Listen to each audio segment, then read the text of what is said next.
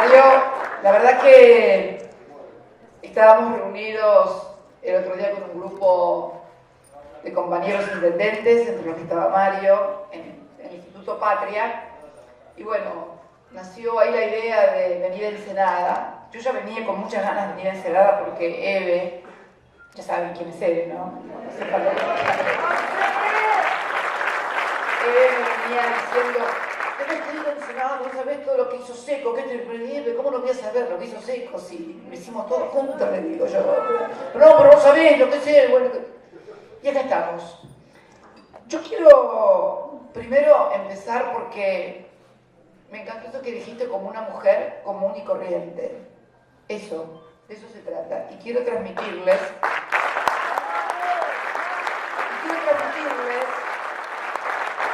que siente una mujer común y corriente después de haber sido 8 años presidenta de la República, de haber sido la compañera de quien inició el 25 de mayo del 2003 el proceso de transformaciones políticas, económicas y sociales más importantes después del primer peronismo de Perón. De todo lo que logramos en estos años, y quiero partir de un momento que fue un punto de inflexión, ese 9 de diciembre, cuando la plaza y las avenidas aledañas reventaron de gente en un hecho inédito, que era despedir a un gobierno después de 12 años y medio de gestión. ¿Y qué siente esa mujer común y corriente cuando vuelve al llano y comienza a ver cómo se van destruyendo todos y cada uno de los logros que se construyeron en esos 12 años y medio?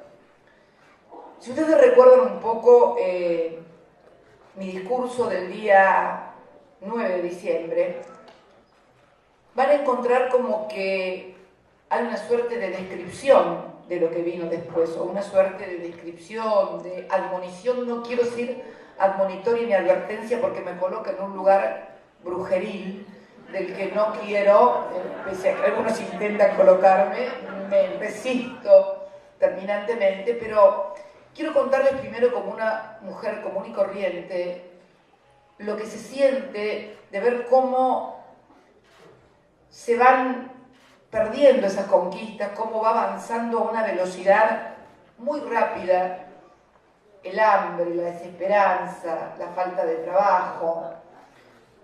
Yo sé que Mario quiere que yo hable y califique, pero yo les voy a decir, esto de no voy a andar buscando traidores, por empezar.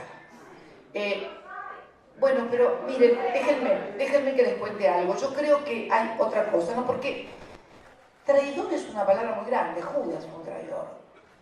Brutus, cuando lo hizo a Julio César, también fue un traidor. Los traidores cambian la historia. Yo creo, ese es leal a su, no, nadie más leal que a lo suyo que se guarda, no se equivoquen, no se equivoquen. No. Yo creo que hay lo que Arturo Jauretche llamó, porque por eso traidor es una palabra demasiado grande. Los traidores suelen cambiar la historia. Judas cambió la historia. Brutus cambió la historia de Roma también con Julio César. Yo creo que hay pensionistas del poder, o sea, gente que está pensionada del poder. ¿Sí? Como está la pensión en el CES.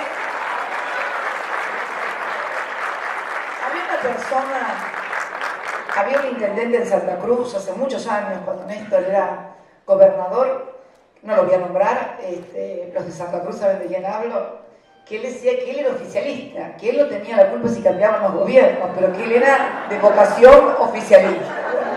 Pero era oficialista siempre dentro del peronismo, hay que reconocerlo. Entonces yo creo que hay pensionistas del poder, yo creo que hay... Es imposible construir un proyecto de país únicamente con los que uno está con la absoluta convicción de que son como uno, piensan como uno, que no van a defeccionar. Porque eso uno me dice, no, pero mira que tal cosa, pero si Néstor cuando llegó el 25 de mayo del 2013 se ponía además a seleccionar con quiénes iba a ser el proceso de transformación, no hubiéramos hecho absolutamente nada, porque hubiéramos perdido el tiempo depurando y discutiendo entre nosotros y no operando sobre la realidad para transformarla, que es lo que debe hacer todo el centro político. Entonces, es cierto que como mujer debo decirles, como mujer común y corriente y como militante, que duele mucho cuando por allí no se defendían lo que habíamos logrado, como si esos 12 años y medio hubiéramos estado 3 o 4 solos construyendo 6 millones de puestos de trabajo, reestructurando la deuda externa, pagándole al Fondo Monetario Internacional, incorporando a 3 millones y medio de jubilados, la ciencia y la tecnología, el plan de infraestructura en materia de energía nuclear, en RUT, en lo que se les ocurra. La transformación fue formidable. Y después, escuchar hablar de herencias y demás, cuando ojalá Néstor, el 25 de mayo del año 2003, hubiera recibido una milésima parte del país que nos tocó entregar a nosotros el 9 de diciembre. Pero ustedes lo vieron a Néstor hablando de la pesada herencia o buscando antes quién había hecho tal. Y mira que habían hecho cosas antes, habían hecho megacanjes, blindajes, endeudado al país hasta el moño y más allá también. Se puso a laburar, porque en definitiva esto es la tarea de todo dirigente político. Y me encanta esa frase que vi cuando entré, la quería decir hoy en el acto y me olvidé. Me impactó una frase que hay en la entrada, con un cartel azul precioso, azul del Frente para la Victoria, como digo yo, que dice seco, grande, dice: nosotros no cambiamos, nosotros gobernamos. Y esto es el tema.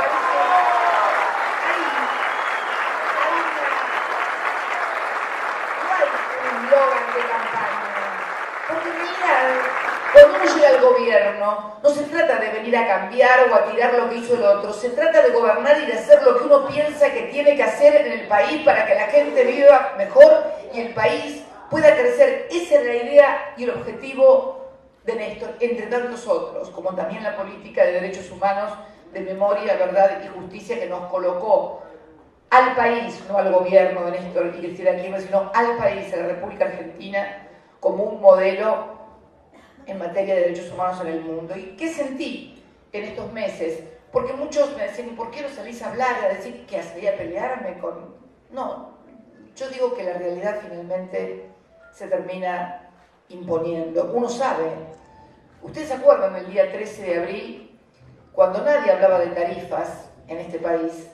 Yo hablé de la tarifa de la luz y del gas en Comodoro Pi. Hablé de la conformación de un frente ciudadano. Dije que había que ir a buscar a todos aquellos que iban a ser perjudicados por las políticas, porque las facturas de luz y de gas y el chango del supermercado no lo iban a poder hacer frente, hayan votado a Daniel Scioli, hayan votado a este o hayan votado al otro. Esta es la verdad. Pero ¿por qué? Porque soy visionaria, porque soy muy inteligente. No, porque no estuve 8 años sentada ahí de arriba.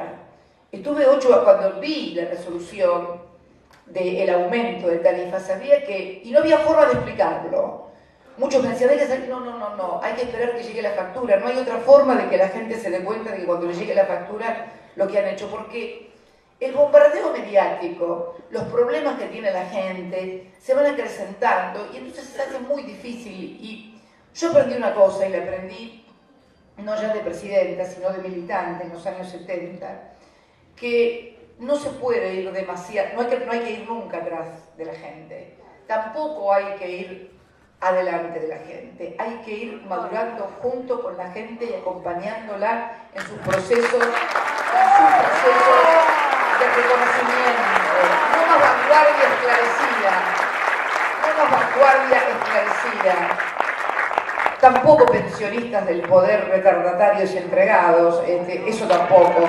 Pero me parece que en el caso de Mario, que tiene responsabilidades institucionales que son diferentes, porque obviamente él tiene que estar en el día a día dando respuestas. Yo Le hablé a los intendentes cuando vine aquella vez, la primera vez que creo que fueron muchísimos intendentes al Patria, que los primeros que iban a sentir el olor al caucho quemado iban a ser los intendentes, necesariamente, y sobre todo aquí en la provincia de Buenos Aires, donde se produce un fenómeno muy particular. La relación es intendente-presidente, es como que se salta entre el presidente y el intendente, es como, no sé si será por la cercanía, por la terrible influencia de los medios de comunicación nacionales que se convierten prácticamente en medios de comunicación provinciales, separando al resto, se produce ese fenómeno. Entonces, creo que la tarea, y por eso cuando Mario me propuso que iban a venir compañeros y compañeras dirigentes de los distritos de la región, me parece muy bueno porque tenemos que intercambiar ideas y fundamentalmente generar nuevas formas de construcción y de acumulación política diferentes a las que teníamos hasta ahora. De repente, por eso creo que lo que decía hoy, y que quiero por allí desarrollarlo ahora un poquito más, el tema de la militancia en los distintos frentes, sindicales, estudiantiles, barriales, o como por ejemplo el compañero Mariano, que nos acompaña, que lo anunciaron del CEPI y pasó medio inadvertido. Yo quiero decirles que el compañero Mariano, que está ahí en la punta de la mesa sentado, de barba, colega, recibido en la UNLP como yo de abogado, es el presidente del CEPIS, que es el que se presentó ante la justicia en la Ciudad de La Plata, obtuvo el fallo de la Cámara Federal de La Plata, que hoy obtuvo también un fallo de la Suprema Corte de Justicia de la Nación.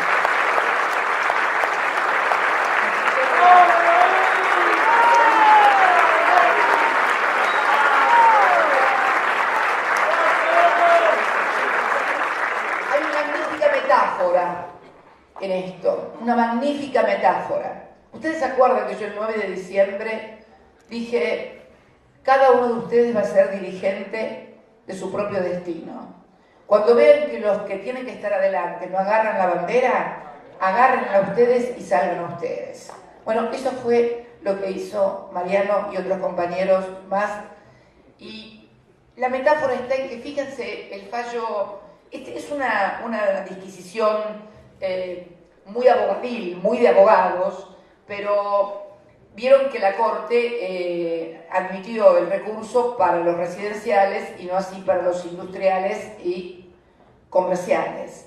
Bueno, yo creo que es una metáfora, más allá de las disquisiciones jurídicas que las hay, es una magnífica alegoría o metáfora, porque en realidad la que se movilizó por el tarifazo fue la gente suelta en las calles, en los municipios, de diferentes formas, organizadamente, como en el caso del CEPI, yendo a un juzgado, haciendo lío, bocinazos o protestando en el otro, en Villa Gesell, cuando se negaron, junto con el intendente a la cabeza, a pagar las facturas, y bueno, y obtuvieron un resultado que tome en cuenta, en todo caso, los comerciantes y los industriales, para también obtener los mismos resultados. Y esto es lo que yo quería decir hoy. Cada uno en momentos como estos, en los cuales vienen por las conquistas y en los cuales vienen por los derechos no solamente de los trabajadores. Porque algunos pensaron que, claro, iban a ser los trabajadores que iban a aguantar menores salarios y demás. No. Vienen por el consumo, y cuando es el consumo de los trabajadores, de la clase media, de los universitarios, de las pequeñas y medianas empresas, de las empresas grandes también que necesitan el insumo del gas y de la electricidad.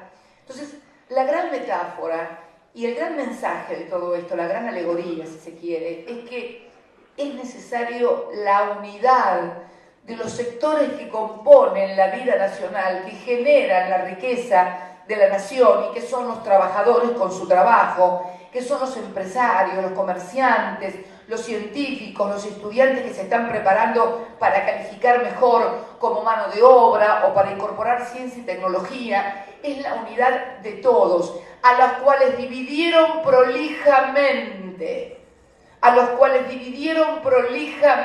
porque cada vez que en la historia argentina han llegado al poder de diferentes maneras, minorías muy concentradas, representantes de intereses muy minoritarios y muy concentrados, solamente ha podido ser a partir de la división del campo popular y la confusión del resto de los sectores que no alcanzan a ver que a través del bienestar general es como crece una nación. Lo que yo decía hace unos instantes, en ese maravilloso acto que armó Mario, que yo venía a visitar una cooperativa de trabajadores y terminamos armando un acto en plena calle con banda y todo, para no olvidarme de la marcha de San Lorenzo. No serán los granaderos, pero te juro que me encantaron, me encantaron.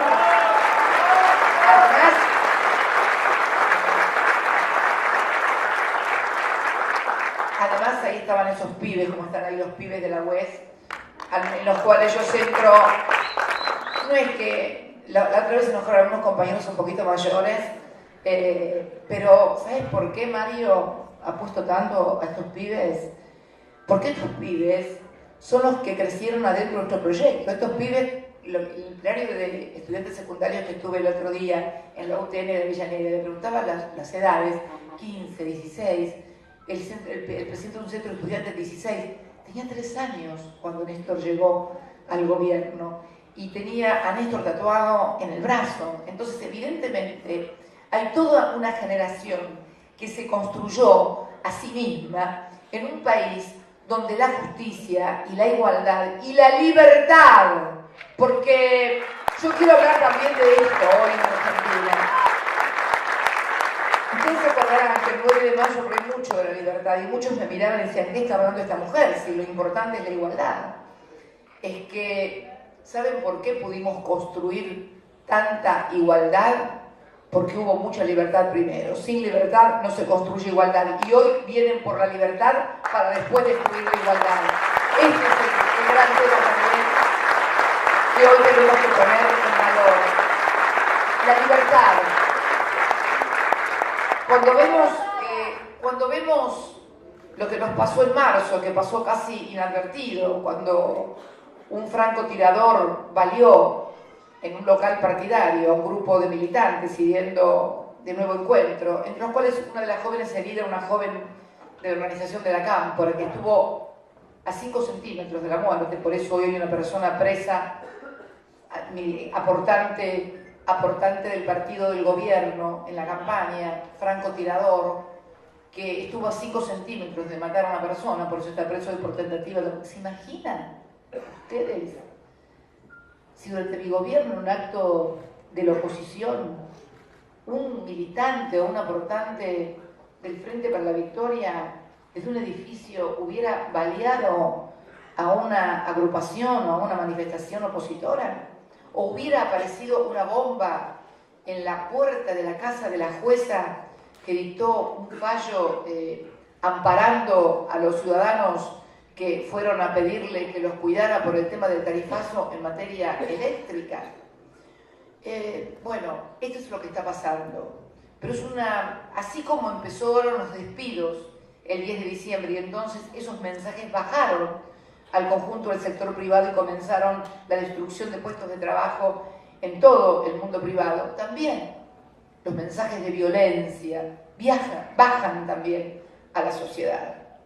Por eso creo que tenemos que ser muy responsables, militar más que nunca y fundamentalmente no responder a ninguna de las provocaciones que se nos hacen. Porque creo que en el fondo algo de eso hay. Y entonces, ¿cómo organizarnos? Organizarnos en todos los frentes. En el frente estudiantil, en el frente sindical. Mario trae la impronta de los sindicatos, su militancia sindical. Lo hace ver las cosas con un pragmatismo y con una llanura para expresar las cosas, que por ahí ponen nerviosos algunos, pero que siempre es bueno.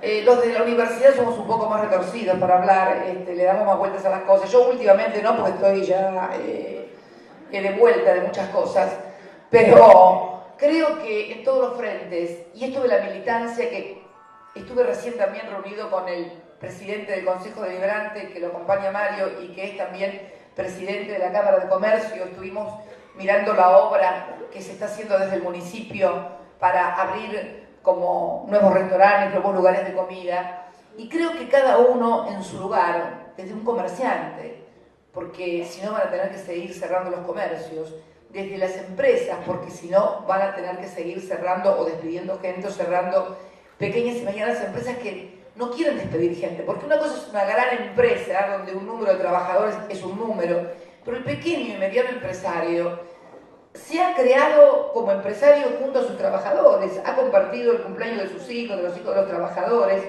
y muchísimos pequeños empresarios prefieren tener que cerrar la empresa e irse junto con sus empleados antes que despedir a hombres y mujeres que tal vez los han acompañado durante años en esta cosa de la empresa.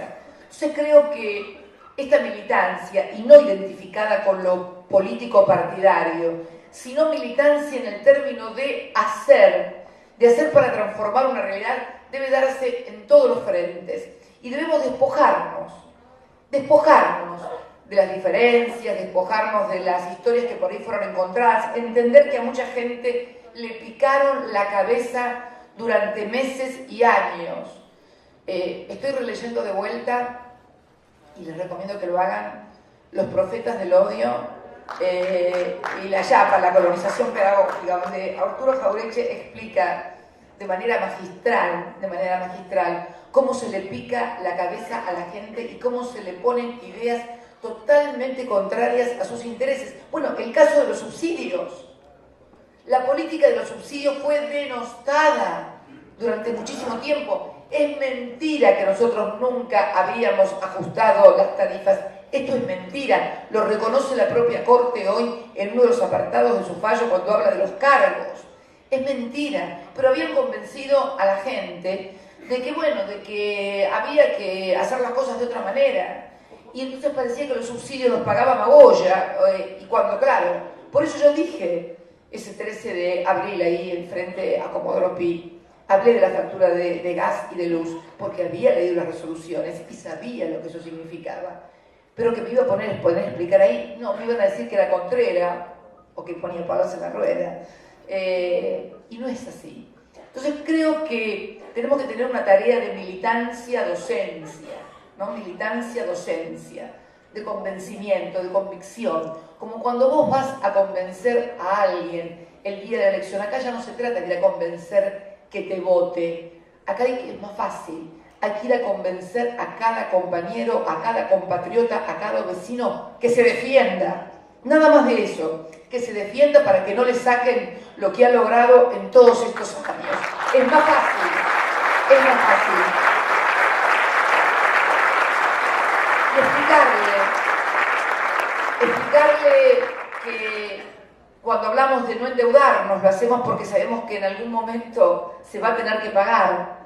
Que cuando hablamos de cuidar la ANSES, lo hacemos, y de las acciones que tiene la ANSES, lo hacemos porque queremos cuidar a los millones de jubilados, a los que se jubilaron porque tuvieron la suerte de que les aportaron, y también a los que se jubilaron porque no tuvieron la suerte y trabajaron en negro durante muchísimo tiempo y nadie les reconocía nada y eran parias y hoy tienen derechos. Hay que convencer a toda esa gente que defender eso no es defender una identidad partidaria ni al Frente para la Victoria, es defender lo que ellos han logrado en estos años, pero que lo han logrado porque había políticas de Estado que lo permitían. Que cada argentino se pregunte, ¿a qué hora se levantaba hace 15 años? ¿Se levantaba al mediodía? ¿Trabajaba 2 horas por día? ¿Era un vago? ¿O las políticas públicas eran tan malas que no le permitían conseguir trabajo? ¿O no tenía una paritaria libre que le permitiera tener un buen sueldo y entonces el sueldo era de hambre porque había precarización laboral? Y con 2 dígitos de desocupación, no hay más paritarias, se terminan las paritarias. Cuando la desocupación pase a 2 dígitos, te ponen el sueldo que quiere el que te emplea. Y si además, en este país, nuestro país, tenemos que comenzar a importar, por ejemplo, hortalizas o pollos después de haber desarrollado la industria avícola como lo hemos desarrollado en estos 12 años y medio. estas cosas tenemos que hablar de las cosas concretas, de la manteca, del aceite. No vayamos a hablar de que tal diputado votó tal cosa o es un traidor, no le hagamos perder el tiempo a la gente ni le llenemos la cabeza de cosas que no le importan. Hablemosle de las cosas concretas de todos los días, de cómo tenemos que hacer para conservarlas, para defenderlas, porque ese fue el objetivo. Mi objetivo no es ganar elecciones, mi objetivo es que la gente viva mejor, cada vez mejor en un país. Ese es el objetivo, porque por eso me hice peronista, si no sería otro objetivo. Me hice muy joven, me hice como buena platense tenía un padre gorila y esto me va a valer críticas el día de mañana, pero tenía un padre gorila y una madre peronista y una abuela muy peronista, pero no me hice peronista para ganar elecciones porque en principio no había elecciones cuando me hice peronista, así que, primera cuestión, no era pensionista del poder, era militante. Nací militante, no pensionista del poder. Porque cuando me hice peronista era muy joven, no había elecciones, había dictadura militar y me hice peronista porque me gustaba lo que me contaban que había hecho el peronismo y porque me lo contaban que había pasado en mi casa, no que le había pasado al vecino. Le había pasado a mi abuelo que trabajaba en frigoríficos aquí en Ensenada, mi abuelo trabajaba en frigoríficos. Después terminó durante el gobierno peronista trabajando en aduanas, era despachante de aduanas, o trabajaba en la aduana ahí, no sé qué hacía, ni me acuerdo, ya trabajaba en la aduana. Me acuerdo que trabajaba en la aduana mucho, porque le tocó estar en Río Santiago, la noche que, no quiero ni mencionarlo, amenazaba con bombardear la destilería de YPF, sí. Los tanques, se amenazó con bombardear los tanques en el 55, y yo era muy chiquita, pero me acuerdo que mi tía y mamá estaban esperando a su padre que volviera y no volvía, y salían. Nosotros vivíamos en 4 y 32, lo recuerdo como si fuera hoy, aunque era muy chiquita, pero son cosas que te quedan muy grabadas porque lloraban y pensaban que se iba a bombardear. Y bueno, yo ahí creo que me empecé a ser peronista de chiquita y bueno, ya después cuando fui más grande. Por eso digo que uno no es peronista, o si pertenece a otro espacio político, para ganar elecciones, porque además tampoco a ustedes les iba por ahí bien cuando ganaban con el tema de las elecciones, sino porque tienen ideas. Me encanta esa frase de Mario, ponerle el cuerpo a las ideas. De esto se trata. Y yo siempre le he puesto el cuerpo a las ideas, el cuerpo y algo más también, porque la verdad que fueron momentos muy difíciles. Y por eso, en estos meses que vivo como mujer común y corriente, que nunca lo dejé de ser, porque el hecho de ser presidenta no te convierte en algún ser excepcional, aunque algunos se crean que son excepcionales por ser presidente. No. Primero sos vos, y vos sos en definitiva lo que haces excepcional al presidente. No es el cargo de presidente el que te hace excepcional a vos. Me parece que sobran los ejemplos en la República Argentina para advertir que llegar a ser presidente no te convierte en algo excepcional. Por eso siempre me sentí una mujer, y me sigo sintiendo una mujer común y corriente, con grandes responsabilidades cuando era presidenta, y con grandes responsabilidades también ahora que no lo soy. Me siento responsable fundamentalmente frente a las nuevas generaciones, porque yo trabajé mucho para dejarle a mis nietos, a mis hijos y a los jóvenes un país diferente al que me tocó a mí ser joven. Pero también trabajé mucho para que los trabajadores, los obreros, no volvieran a lo que había sido el país de los 90 o antes, entre la desocupación, entre la precarización laboral. Trabajé mucho para traer más de 1000 científicos al país y que la ciencia y la tecnología tuviera un lugar preponderante y pudiéramos agregar mucha tecnología a un país que lo necesitaba y revalorizar a las universidades, al CONICET, a la Comisión Nacional de Energía Atómica, trabajó mucho para todo esto. Siente una gran responsabilidad de que esos logros no se pierdan, pero no vayan a pensar... ¿Cómo? En el Senado tenemos memoria de eso, Cristina. Yo creo que hay memoria en todo el país, porque esto no sucedió hace. La gran desventaja que tienen los que quieren tirar todo esto abajo, que estas cosas, a mí me las contaba mi abuelo que habían sucedido. Nosotros las vivimos, Cristina. Esta es la gran ventaja. Esta es la gran ventaja y esto por eso les va a costar un poquito más que la gente se olvide, porque, a ver, no fue magia, no fue ficción, fue realidad lo que vivimos. No vivimos 12 años y medio de magia. Vivimos 12 años y medio de gente que pasó y pudo tal vez comprarse la casa, comprarse el auto, comprarse una moto, algunos que pudieron conocer por primera vez el exterior, los que cambiaron el ventilador o el turbo, que era lo que usábamos cuando yo era chica, el turbo, bueno, pudieron poner el aire acondicionado, cambiar la heladera y bueno, también que nadie les haga sentir, porque he escuchado declaraciones tales como que no se podía seguir viviendo en esa ficción del consumo. Pero ¿quién les dijo que el consumo popular es derroche? ¿Quién les dijo? ¿Cómo no se dan cuenta que el consumo popular es uno de los motores más importantes de la actividad económica? Sin consumo no hay generación de riqueza. Es el consumo lo que mueve la necesidad de la inversión para poder vender. ¿Quién va a invertir si nadie va a comprar? Entonces creo que todas estas cosas que por ahí en el cúmulo, en el fárrago de las cosas y en la velocidad y el vértigo de las transformaciones no pueden ser correctamente visualizadas, no digo valorizadas, digo visualizadas. Bueno, tal vez ahora comiencen a valorizarse y a visualizarse y no para andar dándole las gracias a nadie.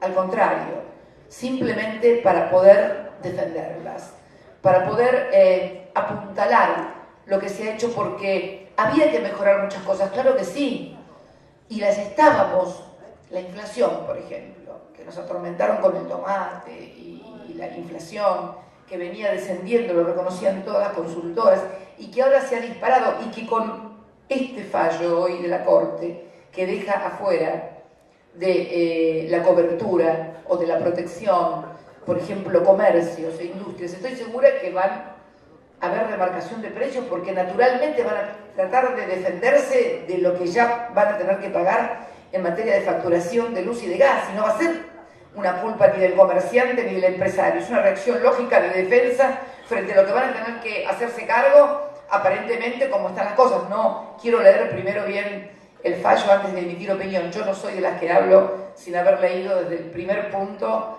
hasta el último. Es una formación profesional como abogada, pero obviamente es esto por una disquisición de carácter legal.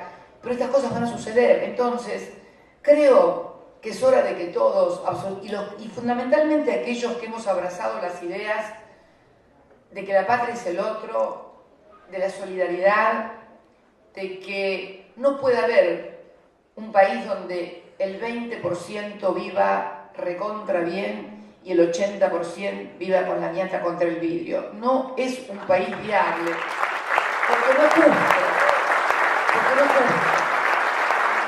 porque la desigualdad trae violencia, porque la desigualdad trae inseguridad, porque la desigualdad trae desunión entre los argentinos, porque entonces hay un resentimiento del pibe que no puede tener la marca de zapatilla o de campera que tiene el otro, y podemos volver a esa Argentina donde te robaban un par de zapatillas o una campera en una parada de micros porque no se podían comprar la última marca. Yo no quiero más volver a ese país, quiero un país igual para estar más tranquilos y más seguros todos, y con libertad además. Y nosotros además, para finalizar, amigos y compañeros, y esto no es una crítica a gobiernos de nuestro propio origen, pero nosotros logramos algo que no se había logrado, que fue durante 12 años y medio articular lo que yo digo que son los dos principios básicos de nuestra Constitución, de nuestra democracia: la libertad con la igualdad. Porque, y esto me puede valer la crítica de algún compañero peronista el día de mañana, no importa, una mano no me va a hacer nada, durante los primeros gobiernos peronistas, producto también de lo que veníamos, por allí hubo cosas que hirieron las susceptibilidades de las clases medias, inclusive de las clases medias que surgían al calor del propio peronismo. Nosotros articulamos en dosis absolutamente compatibles la libertad con la igualdad. No recuerdo que se haya podido hablar de una presidenta en la forma en que se me hablaba y se me trataba a mí. No recuerdo, sinceramente. Es más, ahora porque un tipo va con un cartelito en un tren que dice fulanito mentiroso, se lo llevan preso porque dicen que es mentiroso. ¿Se imaginan? Si a mí se me hubiera ocurrido ir con la policía federal o con la gendarmería metiendo preso a los que me insultaban, pero Dios mío, me hubiera... Bueno, en fin, dejémoslo ahí. Pero esto de poder articular la libertad con la igualdad es un activo de este espacio político que tenemos que defender, porque tenemos que defender también la libertad de expresarse, la libertad de la política, la libertad de poder expresar libremente nuestras ideas donde queramos, una libertad que tenemos que recuperar porque nos quieren cercenar. Entonces, libertad e igualdad. ¿Y saben para qué? Para lograr el bienestar del pueblo. Yo me acuerdo que durante el advenimiento de la democracia tomamos conciencia de lo importante que era la Constitución con el preámbulo, cuando nos hablaban del preámbulo y nos recitaban el preámbulo. Yo creo que algunos se olvidaron de eso y creo que hay que volver a rescatar, que hay que leer completa la Constitución, que habla de la libertad, que habla de la igualdad y de la obligación que tenemos y que tienen cuando encabezan los representantes del pueblo y de la nación, que son los que también están en el Parlamento, son los que tienen que garantizarle a los 42 millones de argentinos que van a vivir en una Argentina cada vez más libre, cada vez más igual y cada vez con mayor calidad de vida. Porque eso es lo que dice la Constitución y eso es la obligación. Por eso es la labor que tenemos que llevar todos adelante, desde el lugar en que estemos.